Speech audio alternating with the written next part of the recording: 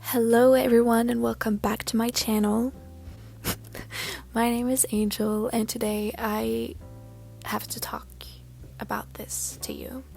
I am going to be talking about Romeo and Juliet.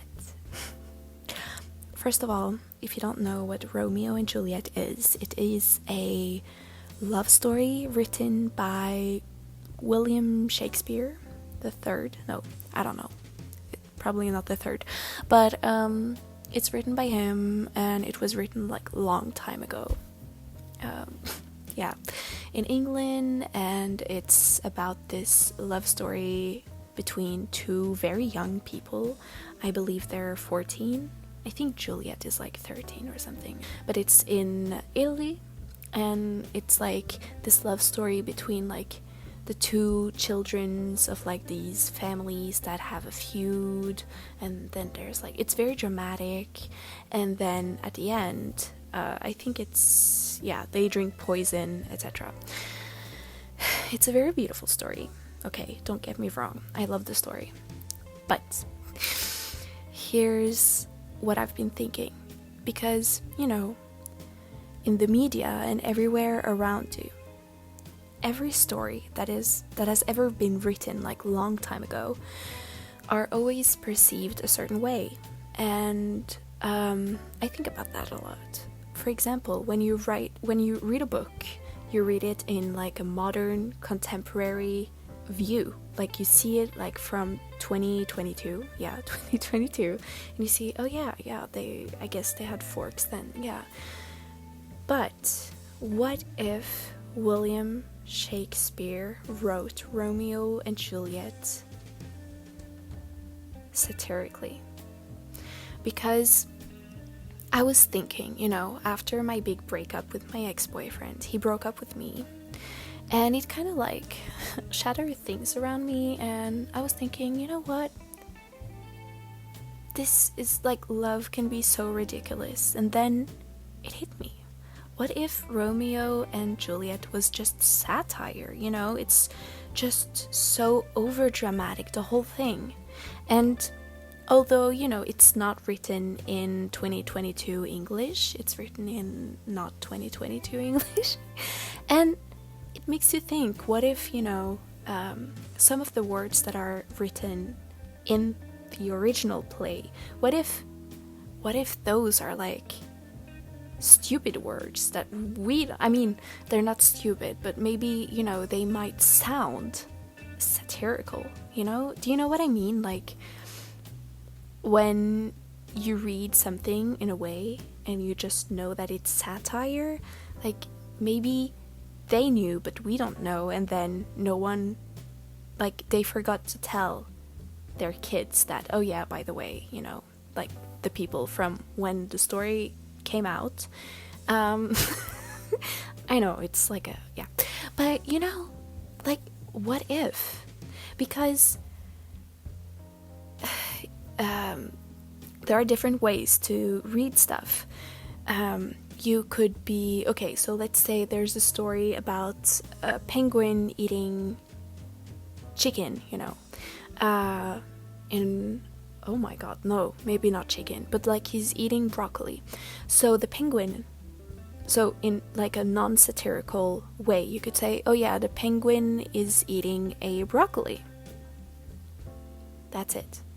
But if you use your satire voice, like, and the penguin is eating broccoli, like, do you know what I mean? Like, you don't, it's like, I've noticed this new thing that people do sometimes, and it's using backslash. I think it's backslash, you know, the space, backspace.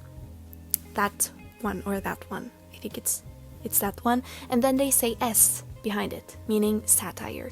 Like, when you read comments online and it's like, oh, you're so stupid, and then there's like the space thing, and then it's S, like satire. What if, like, because Shakespeare, he didn't have that at that point. I don't think so. Maybe he did, but then, you know, he hid it from us. But he didn't know about that. Like, you know, there's no reason for us to believe that this was just written in like pure not satire. I don't know, this probably makes me sound so stupid, but I believe that Romeo and Juliet is satire, and you cannot tell me otherwise. And I will show you so. Wait a minute. I will now read a short part between Romeo and Benvolio. Romeo. Okay, Romeo is here, and then Benvolio is from here. Okay.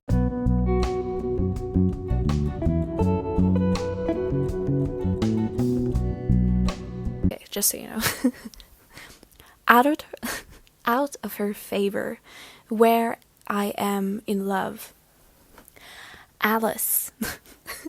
I'm sorry. Alas, that love so gentle in his view should be so tyrannous and rough in proof. Alas, that love whose view is muffled still should without eyes see pathways to his will. Where shall we oh my god, I'm sorry. English is my third language. Okay. Oh me, what fray was here? Yet tell me not, for I have heard it all. Here's much to do with hate, but much more with love.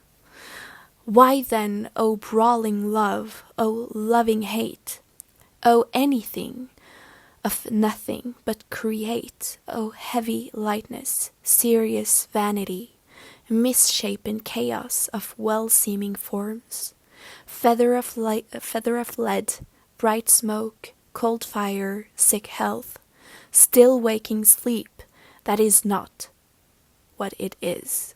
This love feel I, that feel no love in this. Dost thou not laugh? Okay, paragraph. Sounds like satire to me. No, 'cause I rather weep. Okay, here's the thing. He could say, no, 'cause I rather weep, or no, 'cause I rather reap?